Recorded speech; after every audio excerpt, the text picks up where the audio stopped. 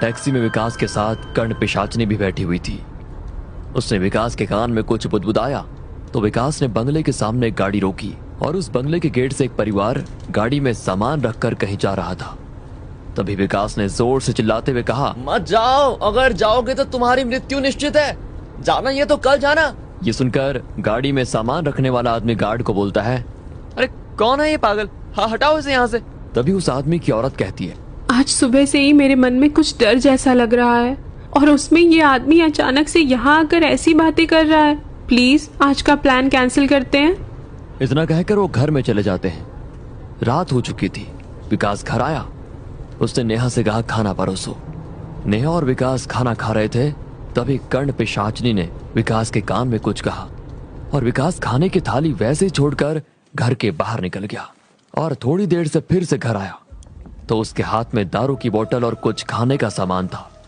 उसने लाया हुआ सामान खोला तो उसमें चिकन था। मुर्गी की बड़ी बड़ी लेग पीस खाते हुए वो दारू पीने लगा। ये सारा नजारा नेहा अचंभित होकर देख रही थी। नेहा ने विकास से कहा, आपने दारू पीना कब से शुरू किया और इस तरह से खा रहे हो जैसे कोई जानवर खाता है? उसकी बात सुनकर विकास उठा। उसने नेहा को जोर से थप्पड़ मारा और कहा, तू मुझे किसी चीज के लिए नहीं रोकेगी और रोका तो तेरा यही हाल करूंगा मैं। एक और बात, आज से तो दूसरे कमरे में सोएगी।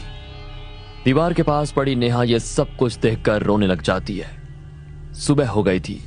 कल विकास ने बंगले के सामने जाकर जिनको चेतावनी दी थी उसकी पत्नी, अजी सुनते हो, जल्दी से आओ, ये न्यूज देखो। दोनों सोफे पर बैठकर न्यूज देख रहे होते हैं। भारत का यात्री प्लेन हुआ क्रैश, अब तक 30 लोगों की लाशें हुई बरामद। दोनों ये न्यूज देखकर चौंक जाते हैं और विकास के घर का पता लगाने के लिए गार्ड को भेजते हैं। विकास तैयारी करके अपने सोफे पर बैठा था।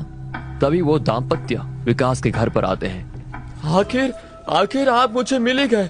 आपने मेरी और मेरी पत्नी की जान बचाई। मैं सदा आपका आभारी रहूंगा। मैं नहीं जानता था सच में कि आप इतने बड़े ज्ञानी हो। विकास उनकी तरफ देखकर कहता है, मैं सब जानता हूँ क्या हो रहा है, क्या होने वाला है। विकास ने घर से मंदिर हटवा दिया था। इसी बात पर नेहा और विकास का झगड़ा हुआ, लेकिन अहंकार में चूर विकास अब किसी की नहीं सुनता था। अब लोग विकास को अंतर्ज्ञानी बाबा के रूप में जानने लगे थे। कुछ ही महीनों में विकास शिंदे का नाम दूर दूर तक फैल गया। सैकड़ों लोग अपना भविष्य जानने उसके पास आने लगे। विकास ने अब बहुत बड़ा घर लिया था। उसके पास सब कुछ था। अब वो टैक्सी ड्राइवर नहीं था, वो एक बहुत बड़ा आदमी बन चुका था और उसकी वजह से विकास पर बुरा असर भी पड़ रहा था। जहां बड़ी बड़ी हस्तियां अपने प्रश्न लेकर उसके पास आते थे और इसके